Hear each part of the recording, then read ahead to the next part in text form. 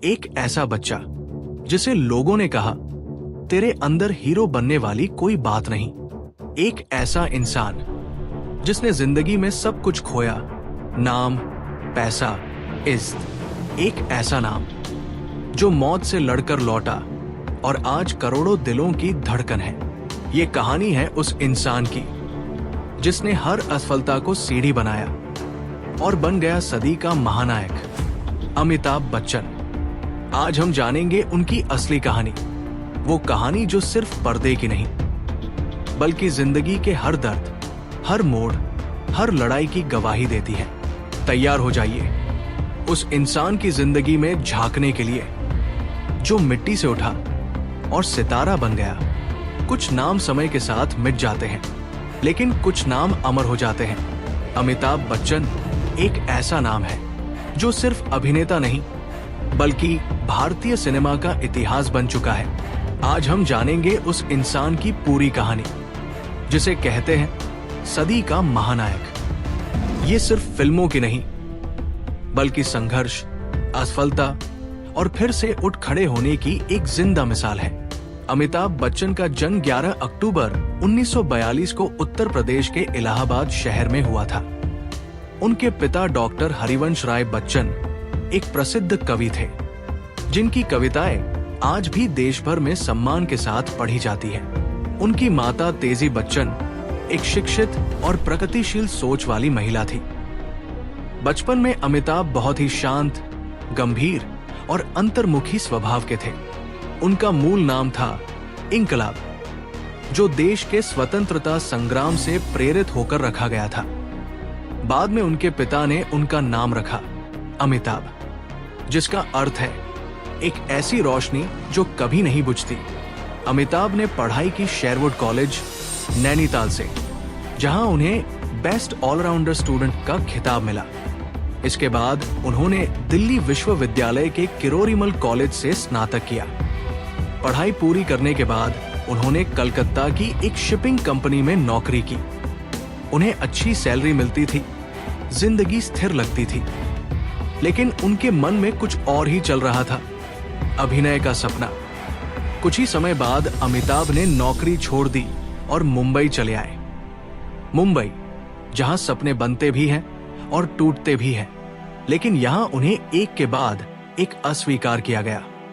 लोग कहते थे, तुम बहुत लंबे हो, तुम्हारी आवाज बहुत भारी है, तुम हीरो जैसी शक्ल नहीं रखते। यहां तक कि ऑल इंडिया रेडियो ने भी उनकी आवाज को खारिज कर दिया। कई रातें उन्होंने फुटपाथ और स्टेशन पर बिताई, स्टूडियो के बाहर खड़े रहते, उम्मीद करते कि कोई उन्हें मौका दे। साल 1969 में उन्हें पहली बार एक फिल्म मिली, सात हिंदुस्तानी। फिल्म भले ही ज्यादा नहीं चली, लेकिन उनके अभिनय को सराहा गया और उन्हें राष्ट्रीय पुरस्कार भी मिला।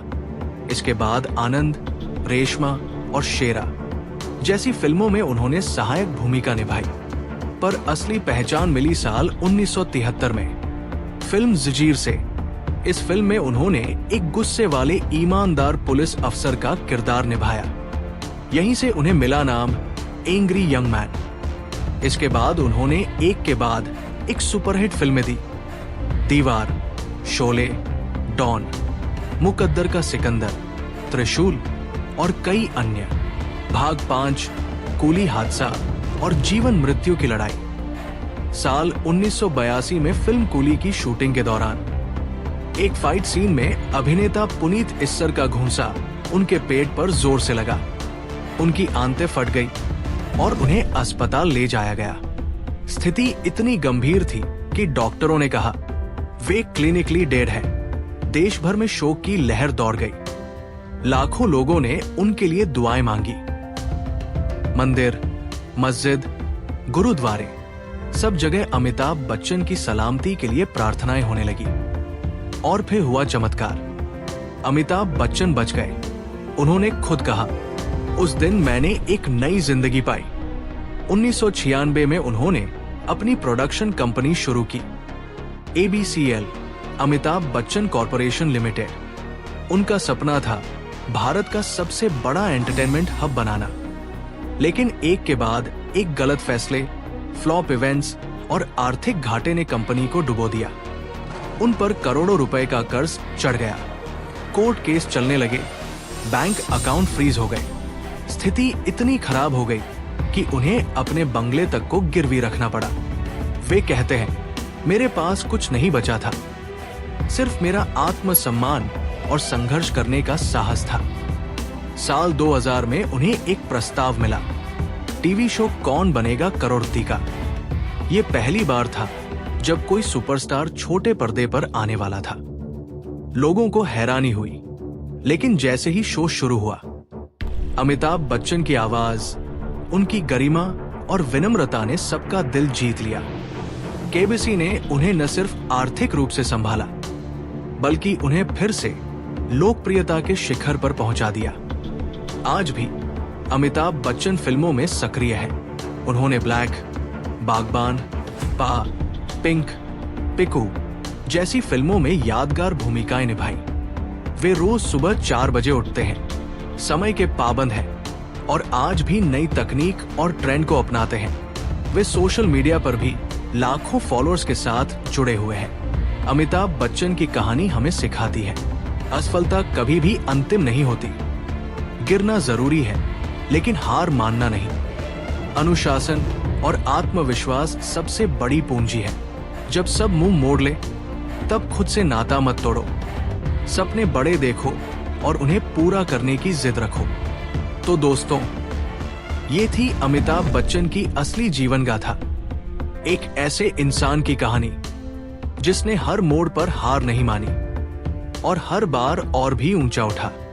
अगर आपको ये कहानी प्रेरणादायक लगी हो तो कृपया वीडियो को लाइक करें, शेयर करें और कमेंट करें।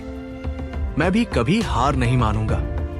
अगर आपको ये कहानी दिल से छू गई हो तो इस चैनल को सब्सक्राइब जरूर करें, क्योंकि यहां मिलती है रियल कहानियां, हकीकत की वो आवाजें जो दिल में उतर जाती है।